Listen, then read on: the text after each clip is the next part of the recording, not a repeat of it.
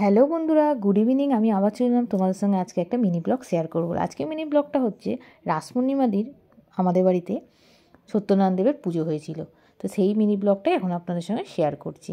আপনারা দেখছেন প্রথমেই শাশুড়ি মা সিন্নির পাত্রটা রেডি করছিল। প্রথমে বাতাসা দিয়েছিল, তারপরে দিয়েছিল দুধ, তারপরে ময়দা, তারপরে কাটালি কলা 5টা, এরপরে নারকোল কোড়াটা যেটা কুড়িয়ে রেখেছিল সেটা দিল, সব শেষে দিয়েছিল কাজু কিশমিশ। সবাইকে রিকোয়েস্ট করছি ভিডিওটা পুরো দেখার জন্য। ভিডিওটা পুরো দেখে লাইক কমেন্ট শেয়ার করবেন প্লিজ। তো আপনারা প্রত্যেকেই জানেন যে প্রত্যেক পূর্ণিমাতেই আমাদের বাড়িতে পুজো হয়, আর শাশুড়ি মা নিজের মতো করে নিজেই পুজো করেন। আর শুধু লক্ষ্মী পুজোর দিন ওই পূর্ণিমাতে আমাদের পুজোটা করা হয়নি, যেহেতু দুটো পুজো করা আমাদের পক্ষে পসিবল ছিল না, তাই শুধু লক্ষ্মী পুজোই করেছিলাম। দেখ, এই পুজোটাও ভালোভাবেই হয়েছিল।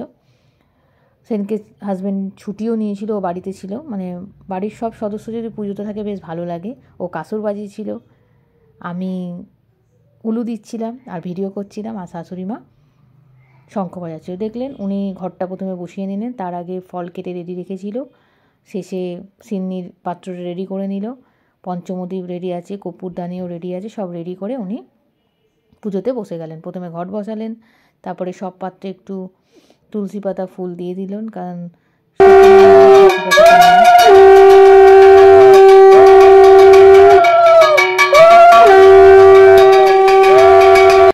নমো সত্যনারায়ণ করিয়া বন্ধন ক্রমে ক্রমে বন্দিলাম সর্বদেবগণ। কলিযুগে সত্য দেব পূজারও কারণ অধিষ্ঠান হইলেন দেব নারায়ণ। মর্ত্যলোকে আসি প্রভু ভ্রমিতে ভ্রমিতে উপনীত হইলেন মথুরা পরিতে। দরিদ্র ব্রাহ্মণ এক বাস মথুরায়, না জানি সুখে লেন দুঃখে কারো যায়।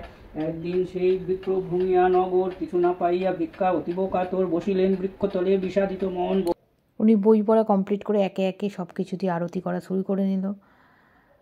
সেদিন সারাদিনই পূর্ণিমার ছিল, তাও আমাদের পুজোয় বসতে বসতে 10টা বেজে গেছিলো। আর শাশুড়ি মা অতক্ষণ না খেয়েই ছিল। তারপরের দিন আমার কার্তিক পুজো ছিল, ওনার একটু কষ্টই হয়েছে, কারণ বয়স হয়েছে এখন। কিন্তু আমি ওনার হাত দিয়েই করাই পুজোটা, কারণ বাড়ির মেন সদস্য বয়স্কদের দিয়েই করানো উচিত যে কোনো পুজো। যখন উনি পারবেন না তখন আমি করব। উনি যতটুকু পারে নিজের মতো করে পুজো করার চেষ্টা করে। তো গোছানোটা কেমন হয়েছে ঠাকুরের সেটাও অবশ্যই কমেন্টসে জানাবেন, আর ওনার পুজো করাটাও কেমন হয়েছে সেটাও জানাবেন। আর সবসময় আমি চাই আপনাদের কাছে সব ভিডিওই তুলে ধরার, যতটুকু পারি তুলে ধরি। পুজোর ভিডিও আপনারা অনেকেই পছন্দ করেন, অনেকেই আমাকে কমেন্টসে জানিয়েছেন। সেদিন ভালো লাগছিল যেহেতু হাজব্যান্ড বাড়িতে ছিল, আমরা 3 জনে মিলেই যোগ দিয়েছিলাম পুজোতে। আর শাশুড়ি মার সিন্নি মাখা তো আপনাদের বলেইছিলাম, খুবই ভালো। সবাই পাড়ায় বলে যে খুব ভালো সিন্নি মাখে তোমার শাশুড়ি মা। পুজো কমপ্লিট হয়ে যাওয়ার পরে আমরা আরতি নিয়ে সব ঘরে ধুনো দেখিয়ে তারপরে সিন্নি শাশুড়ি মা মেখেছিলেন, আমি আর আমার হাজব্যান্ড মিলে পাড়ার সবাইকে দিয়ে এসেছিলাম।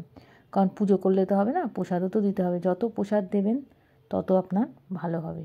প্রসাদ শুধু নিজেদের খেলে হয় না, সবাইকে দিলে আরও ভালো হয়। তো শাশুড়ি মা নমস্কার করে নিজের পুজোটা কমপ্লিট করেছিল। তো এখনকার মতো টাটা।